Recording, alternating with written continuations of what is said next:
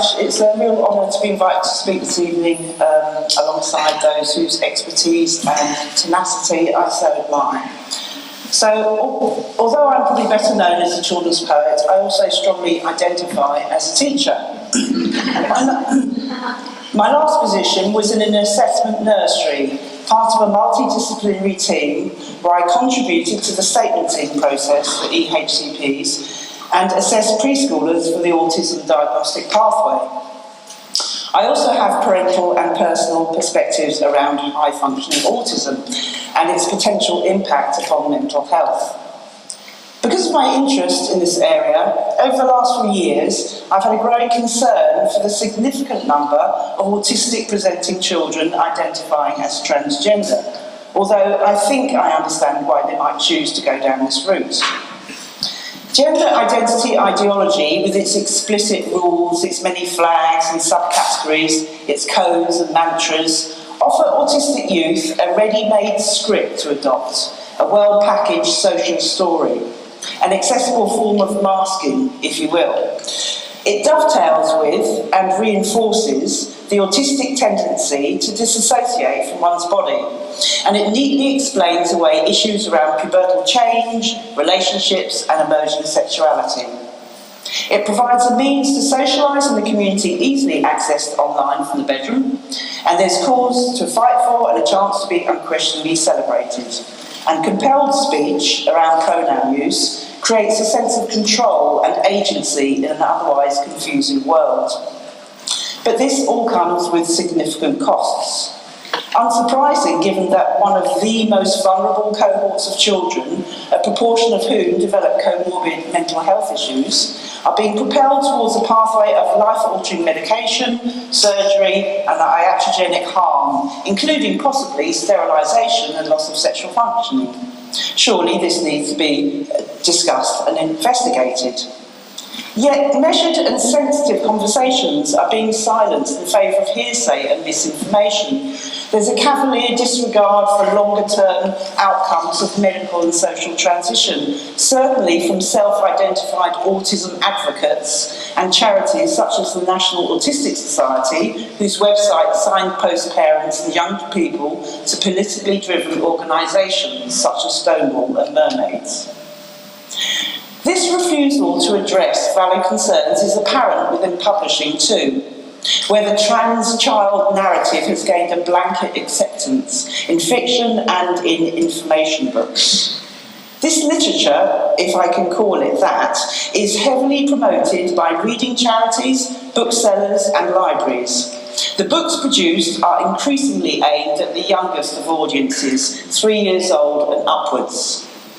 I've seen picture books with illustrations on the cover of young women with neat elective mastectomy scars, stories of extra special non-binary guinea pigs, moralising tales of a boy teddy who puts a bow in his hair, signalling his or her transformation into a girl teddy, along with images of young children marching at Pride with banners that proclaim "Protect Trans Kids." For the record, I do not believe there's such a thing as a trans kid, let alone a trans toddler, though I do agree that children need protecting. I do not subscribe to the belief that we have an immutable gendered soul. As detransitioners and desisters know only too well, transitioning, whether that be social or medical, is an action or series of actions that you undertake, not a natural consequence of a fixed state of being. It is, at best, a coping mechanism that requires fully informed consent and should be undertaken only after considerable thought and in adulthood. Still a bit noisy, but there we go. So, when Jessica Ahlberg contacted me for a collaborative book project with TransgenderTrend, I willingly embraced the challenge. We decided not to tackle gender identity issues directly, but chose to focus on celebrating what a body can do, encouraging young children to have a positive relationship with their bodies and consequently with themselves. It's a message suitable for all, including adults. The text is entirely inclusive, even for those with profound and multiple disabilities. And the illustrations depict boys and girls with a range of body types, ethnicities, presentations and personalities. Before I detail the responses to this book, I thought I'd quickly read it. It's very short. You have to get hold of the book if you want the full illustrated experience. So just imagine that you're 3 or 4 and I'm a rather rushed parent. My body is me. I am my body is me. It's a wonderful thing, I'm sure you'll agree. My body has feelings and thoughts that I own. It's working right now and it will when I've grown. It eats and it drinks. It poops and it wheezes, and if it gets flu, it is likely to sneeze. I am my body. My body is me. It's a wonderful thing, I'm sure you'll agree. My body can mend from a bruise or a break. Sometimes it sleeps, but it's often awake. It itches and tickles. It slowly grows hair. Mostly it's dressed. In the bath it is bare. I am my body is me. It's a wonderful thing, I'm sure you'll agree. My body can act like a low-flying plane, a mermaid, a dragon, one part of a train. It climbs and it swings like a real chimpanzee, but always gets down and comes home for its tea. I am my body is me. It's a wonderful thing, I'm sure you'll agree. Bodies are different, children are too. Some prefer pink things, some prefer blue, some love to get muddy, others do not. Some like cold weather. Some like it hot. Sometimes we're gentle, sometimes we're tough. Yes, everybody can do all this stuff. I am my body is me. It's a wonderful thing, I'm sure you'll agree. Wherever you travel, your body goes too. You're never without it, whatever you do. You're born in your body, you don't have a spare. So love it, hug it, treat it with care. Hold on. Bodies are great, they fit perfectly. I am my body is me.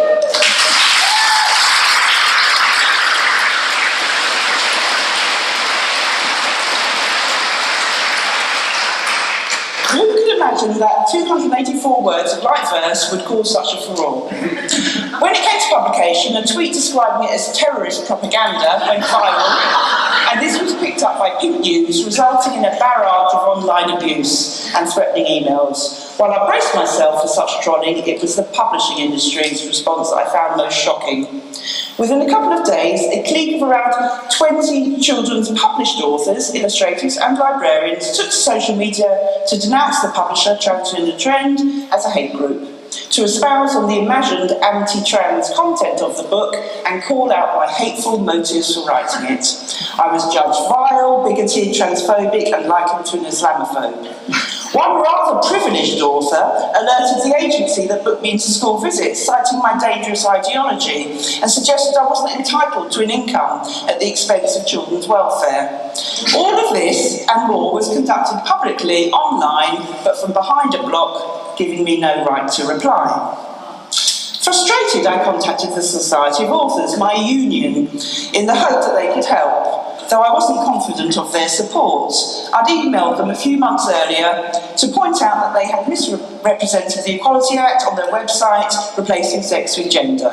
I was also aware that several of the senior committee members had actually liked or contributed to the defaming threads. And yet, I was repeatedly told that they didn't get involved in what they euphemistically termed author disputes. Behind the scenes, my social media began to be monitored.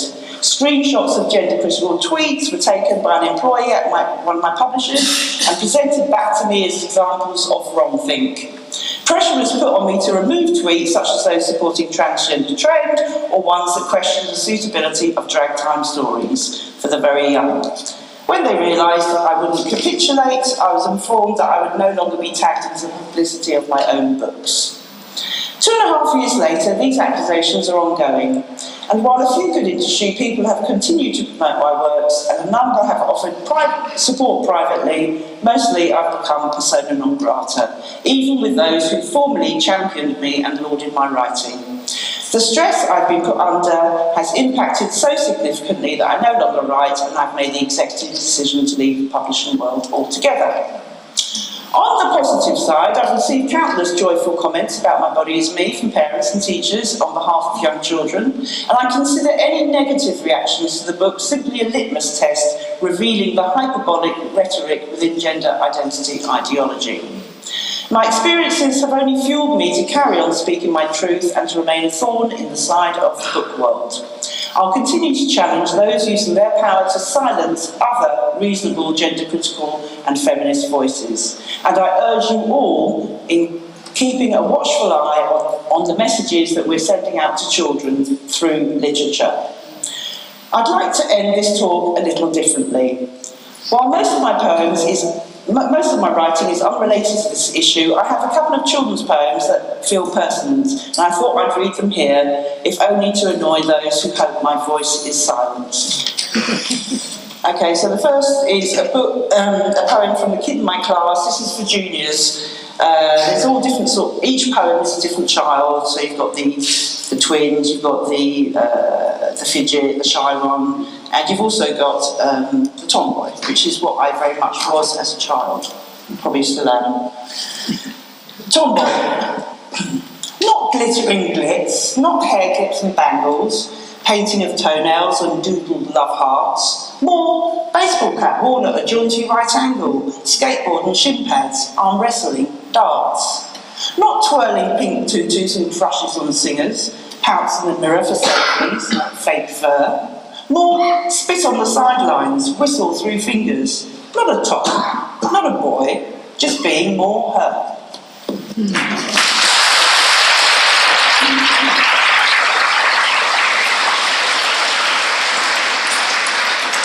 And the last one is from Hey Girl, which is for older, say 12 years old and up, mainly girls, but anybody really.